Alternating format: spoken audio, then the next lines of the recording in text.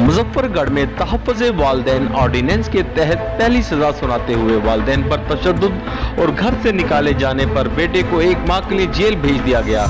Deputy commissioner Amjad Shoaib तरीन ने कहा है कि नाफरमान बेटे मुख्तार हुसैन पर 50,000 रुपये जुर्माना भी आयद कर दिया है, जबकि बेटे से उसके वालिदैन का घर 3 रोज में खाली करवाया जाएगा। अमजद शोएब तरीन का कहना था कि मोहम्मद इकबाल और गुलाम फातिमा ने जुल्म के खिलाफ दरख्वास्त दी थी। घर से निकाले जाने के बाद मुलजिम की वालदा घरों में काम करके गुजारा करती थी, जबकि कुव्वत समाज से महरूम वालिद रात मजबूरन कब्रिस्तान में गुजारता था। डिप्टी कमिश्नर ने कहा है कि फरीकैन को मुफाहमत के लिए 4 मौके भी फराहम किए गए। जुर्माने की अदम अदायगी पर बेटे को मजीद 1 माह जेल काटनी होगी।